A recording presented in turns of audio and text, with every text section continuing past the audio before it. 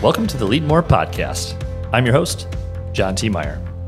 First of all, I want to say happy Thanksgiving. If you are listening to this episode, it is dropping on Thanksgiving Day. If you're listening to it today or later, I just want to say happy Thanksgiving. Thanksgiving is my favorite holiday of the year.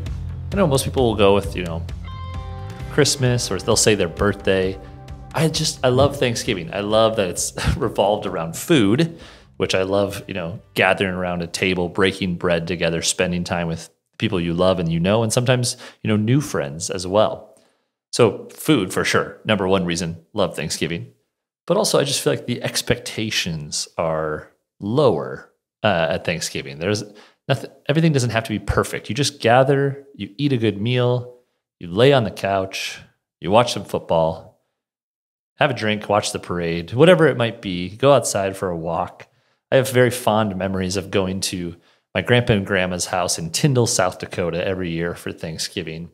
My parents would load us all up in the car. We'd watch the Macy's parade a little bit in the morning and load us up in the car and drive the few hours down to my grandpa and grandma's house. My grandma would make an amazing Thanksgiving dinner, have all the adults in the kitchen, and then the little sliding door, they would slide the door out, the little pockets door, and in the kind of the mud room kind of TV room, put all of us kids around the kids table, right? Like the folding card table and line us up. But she made a great Thanksgiving dinner. We'd always play football in the backyard with my cousins, and sort of then transition into Christmas, as that was the time. We'd also gather for Christmas on my dad's side of the family. So very fond memories of childhood Thanksgivings. And so on this episode, I wanted to acknowledge the fact that this is Thanksgiving week.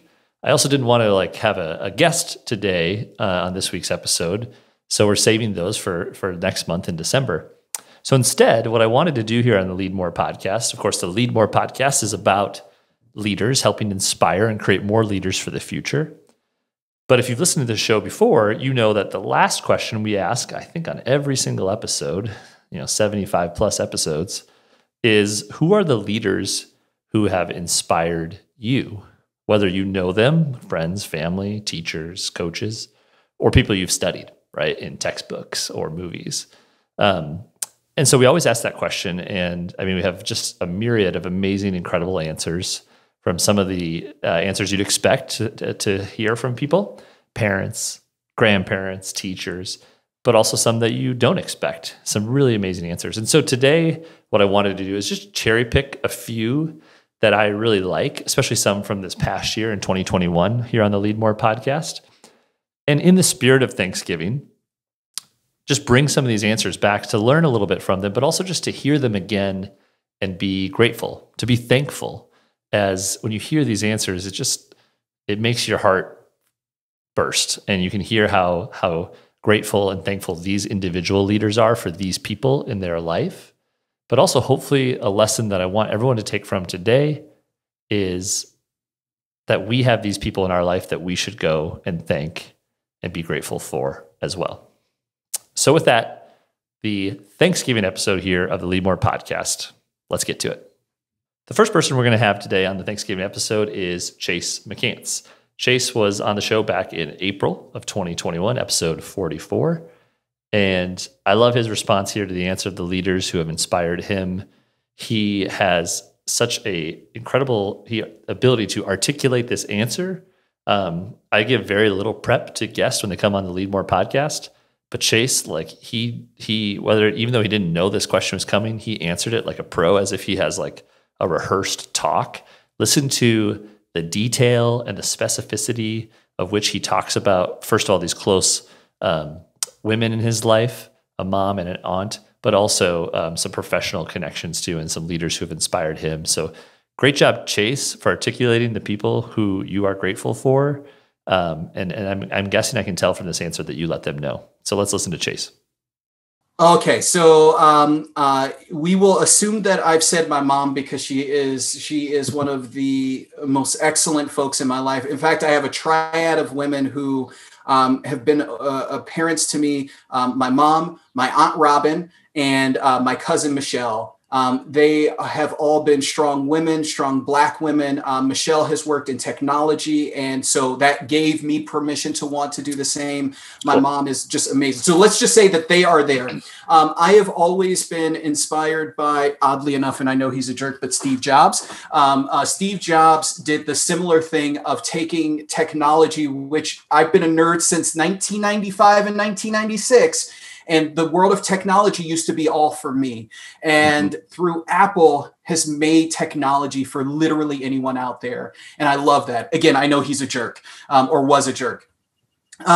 Nick is one of my mentors. So Nick Seguin, who you spoke with, he hates that I say that. But Nick has helped me navigate and think wisely and objectively about things that are emotionally charged. And he's been amazing at helping me separate the emotion when it's needed, because we often need the emotion as a thing to measure, but helps me separate that to analyze the situation and then carefully add the emotion back in to ultimately make a decision. He is amazing. All right, the second person we are going to listen to today is Brigit Blote. Brigit was also back in the spring, in late April. She is the CEO and co-founder of a brand new startup in South Dakota called Fomeno. I'd encourage you to go back to that episode and hear their origin story. She is a young, immediately out of college. I think when we recorded, she was still actually in college, being both a Division I college athlete as well as a new founder and, of course, a student. She is just a ball full of energy and just lights up a room. And so in her answer of the leaders that she is thankful and grateful for, she said, of course, surrounding yourself with good leaders. And I love the story about a coach she talked about who really pushed her. I think coaches in our life, sports or in other group activities, often believe in us more than we believe in ourselves. And that having a people like that in your life is so thankful. So make sure you tell them that you're grateful for them. And listen here to Brigit's answer. Kind of circling back to what I mentioned before, just like surrounding yourself with good leaders. I am so grateful for my parents. I think the family is a huge foundation. If we want to, do big things in this world, it's like start with where you're at, which is the family. So my parents are phenomenal. So are my siblings. But also like the coaches that I've had, my high school track coach, his name is Roy Swartzer. He was one of the biggest proponents for believing in me at a young age. Cool. So I'm a Division I athlete completely because of him. Like he told me to go for it, even when I probably, on paper, I wasn't ready to do it. All right. Our next leader is my good buddy, Bill Anderson. He was on this show back in the summer, episode 55 in June of 2021. And Bill is the Chief Experience Officer at the First National Bank in Sioux Falls, South Dakota. But his first, I believe it was his first, he has a myriad of job titles, which we talk about in that episode. But after college and grad school, he ended up working in the CIA, in the intelligence community. And he tells this story of his manager. Her name was Fran. And just the detail in which he remembers this experience, which was, decades ago, and talks about just how she recruited him onto her team and kind of laid out the options of like why her team and where his career could go. But also at the end, he makes this comment at the very end that he thinks not a day goes by that he doesn't think about the impact that Fran had on his life. And I thought, dang, that is so, talk about gratitude, right? Thinking about a person who's impacted you, that you still think about them on a daily basis and the skills that she helped Bill develop and the experiences. So I thought this was a great answer. Take a listen to Bill Anderson. So I've already mentioned Fran. So Fran Moore, she was. Do you know what she's doing now? She is retired from the intelligence community. I follow her. I follow her on LinkedIn, so it's fun to watch. She's now a senior consultant in the intelligence community, and just one of the most brilliant minds. Just tremendously talented. When I joined her team at CIA, I remember the pitch, and you'll appreciate this because this is very similar, I think, to your education or your higher educational journey, or may have been. Yeah. I was interviewing for several offices. One of them was a counterintelligence center, which is this weird little place that lives on the cusp of analysis and operation. So part of counterintelligence center is investigating people in the organization who may be spying against the organization. I didn't work in that part. I didn't want any part of that. Sounds like a drama, drama. That was, but the other side of it was this group that did analysis of foreign intelligence service activity abroad. So we were trying to understand methods and practices. And so it was a weird little thing, right? But it's important to understand how your allies or your enemies are working against you. Yeah. And Fran said to me, and I was also looking at working in the Office of Russian and European Analysis, which is like, that's like the Harvard of CIA, right? I mean, really? Historically, Russia was what everybody cared about. So the best analysts, the brightest minds went there. Yep. They went to NISA to work on Middle Eastern related issues, Levant and Middle Eastern related issues. And I had a couple of offers to go to those kinds of offices and use the skills that I had. And Fran pitched this to me. She said, well, I mean, you could go to Harvard, which is OREA and is NISA, or you could come to McAllister, and I consider my office McAllister. And I don't know if she did any background research on me, but one of my final schools in terms of decision was McAllister College, and she was from upstate New York, so she had no idea. This is a real story. You're not just using this hypothetically. This is a real story. She said, "Well, you can go to McAllister, you can go to Harvard." And she said, "I'm McAllister, so you need to decide if you want a small boutique experience." And I was like, "Okay, yeah, good job either doing your research or just pulling it, right, or just pulling a college out of your." But yeah, I never regretted being, and I learned attention to detail from her. I learned how to brief, to be succinct, to write better, to think better, to collaborate across organizations, to have a backbone in tough conversations. I learned so much from Fran, and there's not a day that goes by I don't rely on some of the reserve of skills that she imparted to me. That's cool. So the next guest here on our Look Back Thanksgiving episode is from episode 58 in July of 2021 with Rahele Megosha. Rahele was I think still is, the youngest person we've ever had on the podcast. She had just graduated from high school here in Sioux Falls, Washington High School, and was on her way to attend Columbia University in New York City, which she now attends. She had never even been in New York City prior to that, the time we spoke, which I love, and just an incredibly brilliant young woman. She won a national poetry competition, and what you'll hear in this answer, what I loved, is inspiration. The people that, I always ask this question of like, who are the leaders who inspire you, whether you know them or you've studied them? And the reason I ask that is like, it's very obvious that many of the people who have inspired us are our loved ones, parents, family members, siblings, friends. And then the next kind of order effects are like coaches and teachers. But you can absolutely be inspired by and learn from people you never meet, people who have passed and are no longer living, right? Whether it be through textbooks or through film or through, just storytelling of sort of legends of some of these folks. And Rahele hits on that when you realize that inspiration for leaders can come from all sorts of sources: art, science, history. And remind you, this is I think 18-year-old woman at the time talking about this. She is very bright, very smart, and I think you're going to like the answer here from Rahele.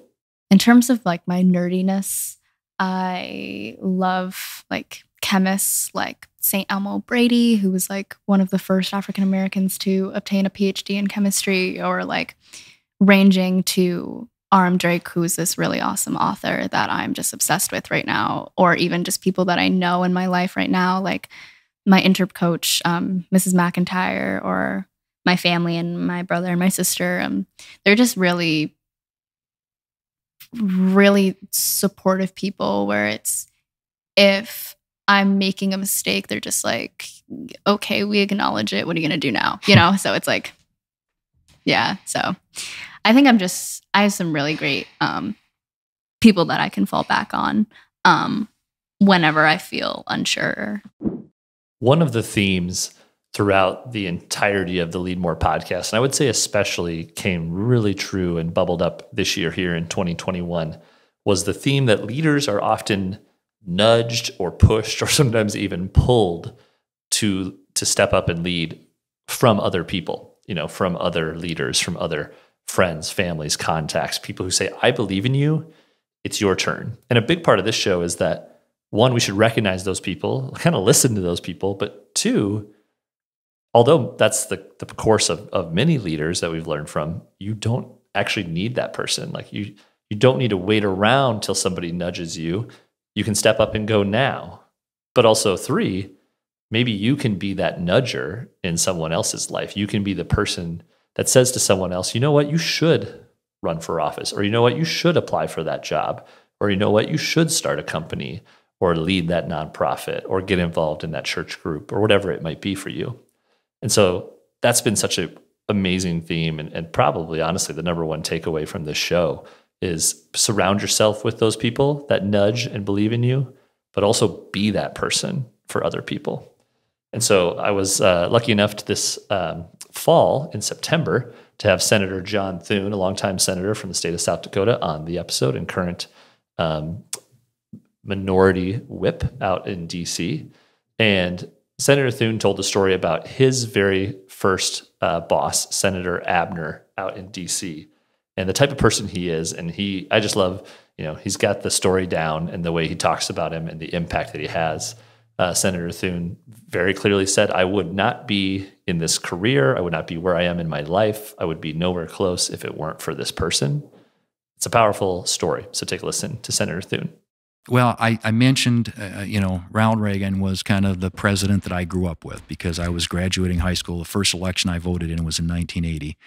Jim Abner, of course, who was my mentor and the guy that, if it hadn't been for him, like I said, in January of 1976, I'm quite certain I wouldn't be doing what I'm doing today.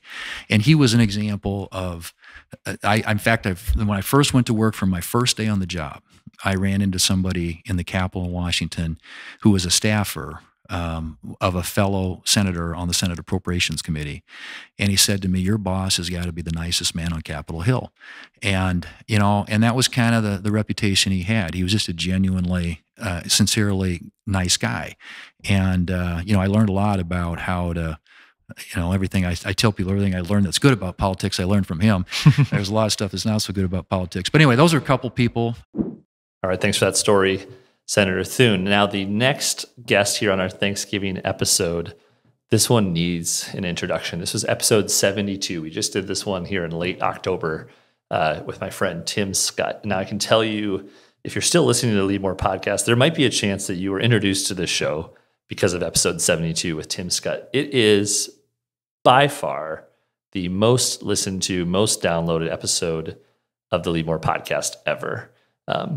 And not even close, like 5 times more. It's crazy how one piece of content can just really explode and really resonate with people. And I think part of it is because, a huge part of it is because of Tim and the person that he is. He's so connected and everybody loves Tim, but also his story. So he essentially kind of shared his story publicly for the first time here on the Leadmore podcast, talking about this rare brain disease that he now has and is learning to live with and will continue to. So people, it was his way, this podcast, this episode, of telling his friends and family and explaining to people, hey, the next time you see me, I'm going to look the same, but I might sound a little bit different. And it just went viral, and he shared it online. People from all over the country and even all over the world, thousands of people have listened to this episode. And so I'm grateful for Tim for his friendship, but also for sharing his story. So I had to share his answer to this question. He mentions a few of his friends and the leaders, the people who have really supported and inspired him. But I particularly wanted to call out something that he does. At the end of every year, Tim will pick one person who's had the greatest impact on his life. And I'll let him explain this. But what I wanted to call out about it was the fact that most of all, the other part I love about asking this question at the end of every episode is it gives the leaders on the show a chance to thank those in their life. And I'm guessing most people who are on the show, maybe not some of the famous people like a senator or a New York Times bestselling author, but most people who are on the show here at Leadmore probably send the link or the episode to their loved ones. And at the end, they get to hear them say how important their mom or dad or family member or aunt or uncle or coach or teacher is. And I love that.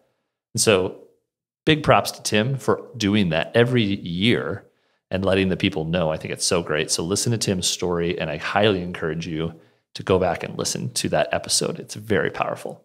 So here's Tim Scott. Well, the first one is Mike Roby. He's been my professional coach for 10 years. Okay. He's the best guy in the world. I'm good buddies with Corey Davis. Okay.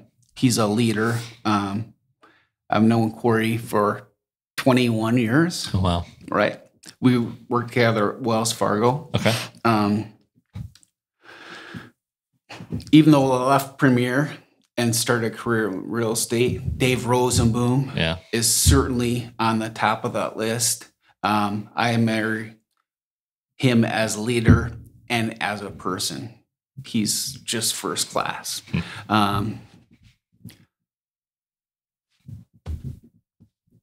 talked about Rick. Rick Melmer. Yeah, definitely.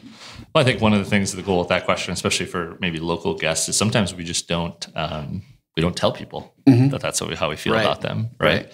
Or we don't say how much of an influence you had on our life, right?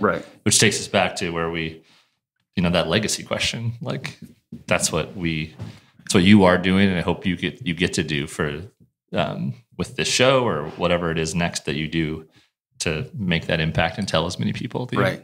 Since 2010, I have written down one person that has had the most impact on my life in that year. Oh my gosh. Since 2010. And have you told those folks? Yes. Okay. Yeah. That's cool. Yeah. Okay. In my opinion, the Leadmore podcast has been, straight fire, as the kids say these days. We've been on a roll lately this fall. I think I'm hitting my stride. I think the folks who helped me, Knock and Nick, we're really fallen into a routine and a process. And so I'm really excited for the future of the show because I just think we keep getting better. And that's I say that because, like I said, we had Senator Thune, we had Tim Scott. Also here, episode 73, right after Tim, humble brag, I guess. We had my wife, Paige Pearson Meyer. And this episode got a lot of comments and messages, DMs about this episode for a different reason, which is just the incredible vulnerability and passion that Paige showed on this episode. Obviously, she's comfortable with me. We recorded just in our dining room in our house. But Paige, my wife, is a very strong professional woman who always has a very puts on a strong professional face. But underneath that, she has a huge heart, and she's a crier, and she is very emotional, and we hit that. We had to retake a few parts, but she did awesome, and she just got so many great compliments from this episode. And so on this one, her answer to the leaders, you'll hear the emotion, you'll hear the passion, but I also love her line from her dad, my father-in-law, that when you're in hell, you still root for the home team. And the lesson there that Paige pulls out that, wherever you are in your situation, find something good about it. And here on Thanksgiving, hopefully you can find many things to be thankful for and have a myriad of reasons to be full of gratitude. But that's not to say that 2021, 2020, that the life that the world right now is easy, right? It's been tough. And someone's situation, maybe your situation, is not exactly where you want it to be right now, or you have hopes for a better 2022 for next year and for the future, and that's okay. But you can also still, find something good about where you're at. Think about the people around you, whether they're close and you get to see them every day, every week, or they're far away and they're still thinking about you, loving you, praying for you, whatever it may be. You can still be grateful for that. So wherever you are here on this Thanksgiving holiday, find those things to be thankful for, and listen to my wife, why she believes that too. Yeah, I've already mentioned Pat, who is our CEO and president. Authentic to his core, and as a PR professional, sometimes too authentic, where I'm like, whoa, let's maybe not say that, but just a genuinely good human. And you and I talk a lot about, and you haven't worked for many people, maybe like one, but when you work for people, I view them as coaches, and I'm a very much of a coach's player, and I want to work for the best coach. And so I feel like he is. He is wonderful at listening to diverse perspectives and bringing those all around and making sure that people are listened to, feel heard, feel seen. But from there, he's going to form his own opinion, and then we're all going to get on board. And he does a really great job of making sure that we all support that. And I think that that's really important when it comes to corporate leadership. That's good. My parents. Yeah, you got the best of both of your parents. And I think that's what's really cool as a parent. You hope that happens for your children too, that they take the best of each partner and maybe leave some of the rest. Yeah. I mean, my mom has a birthday coming up here. I don't want to divulge her age, or she wouldn't appreciate that, but she's still just kicking ass, and has this huge job, and going through a leadership program in Phoenix. She's in her mid to upper 60s, and yeah, definitely inspires you. And my dad, who has the heart of gold. Yeah. And is the hardest working person that I know. And talking about contribution, both certainly taught that, role modeled it for me. My dad has a great line that I think serves people well, has served me well, and that is, even if you're in hell, you root for the home team. And so basically, the crux of that is that wherever you are, find something good about it. This next one is a short little clip, but I'm going to use it as a way to sort of give my answer to the question.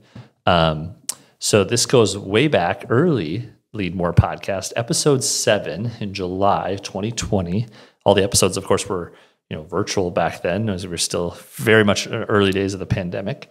And I was really geeking out. I was super lucky, grateful to have author Kim Scott on the podcast. Kim is the author of Radical Candor, one of my favorite business books. I made all the managers at Lemonly read it. And she has this small little answer, which I'm going to play, and then I'm going to come right back and tell you my thoughts. So listen to Kim. I'll be right back. I've been very lucky to have some really strong coaches and mentors throughout my life. I will say that some of the people who I've probably learned the most from have been the people who worked for me, not the famous bosses that I've had. Okay, thank you, Kim Scott, for perfectly teeing me up for my answer, because I feel the same way. The leaders who inspire me are the people that I get to lead. You don't become a leader until you have someone who's willing to follow. And there's no doubt that being a CEO, that leading a company, that hiring and growing a team has made me a better person, obviously a better CEO, but even a better father, better husband, all of that, like learning communication and empathy and interpersonal, communication and the way to kind of find out what a person needs and how to push them to be better and how to help them grow. It's just incredible. And I think that's by far here as we approach the end of 2021. I'm very excited and hopeful for whatever's next after Lemonly, but I am very much not ready to leave the people, to leave the team, because these are the people who have made me who I am. And I just, you don't get to be a leader without the practice, which is a big thing we've talked about on the show.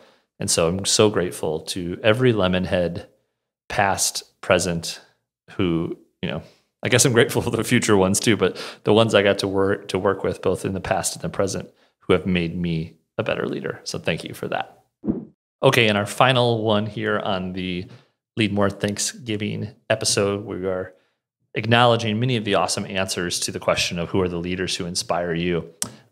This is another throwback one, episode 10, back in August of 2020.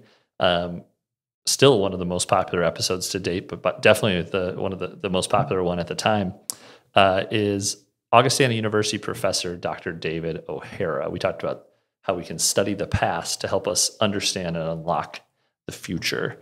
And I always say David O'Hara is one of the smartest people I know, by far, but also one of the best storytellers I know. We've had so many great storytellers on this show. And I love the answer here he gives where, he is a teacher and he talks about the teachers who inspired him. And sometimes the leaders who help us and make us better and inspire us aren't the people who made everything just easy and peachy and gave us a hug and supported us and gave us an A+. And, sometimes the coaches and teachers and uncles and aunts, parents had to give us tough love or had to challenge us, push us. They knew we're capable for more, and they pushed us to get to that level. And so you'll hear that story from David. And of course, he's a great storyteller. So listen to David.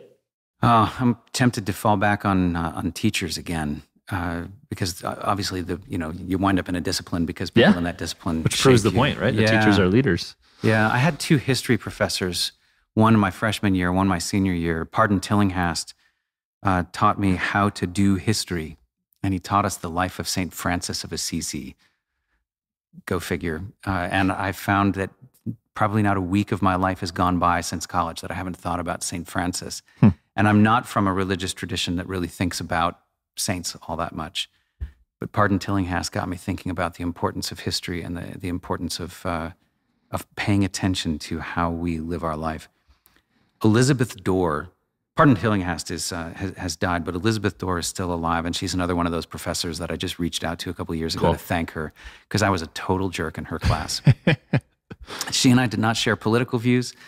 She and I did not share views of what history should be or what a history class should be, and I was livid when I got into her class and found out that we were not going to be studying the things that I thought we were going to be studying. Sure. So I argued with her constantly all semester long, and I thought, I don't care what this does to my grade. Yeah, what grade did you get? Wrong. I was going to ask you that. Do you remember? I got an A. Oh, there we go. Yeah, and I think so. She had respected your opinion. I think she enjoyed the conversation, but I wrote to her. I said, I'm so sorry, because I think I gave you the hardest time and you didn't deserve it, and you taught me so much. Here's the thing. She taught me back in the late 1980s and early 1990s that we were engaged in civil wars in Central America, and I had no idea. And I didn't think it was all that interesting, honestly. I came from a military family, and I thought if we're engaged in a war, then we probably ought to be engaged in that war. And since then, I've gone to work in Central America, and I've been welcomed into the homes of people who suffered during those wars, who have not judged me and who have not said, you're an American, you caused us a lot of suffering. People died in our country because of your people. Instead, they've said, welcome, here's a plate at our table. Here's a bed for you to sleep on. And I had to write to Professor Dorr and say, you were preparing me for something that I really needed to be prepared for, and I'm so grateful, and I'm so sorry that I made it so hard for you. Did you hear back from her? I did. That's great. Yeah.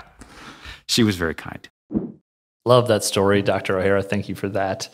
And I just want to say thank you to all of you for listening to this show, for making the Leadmore podcast, what it is.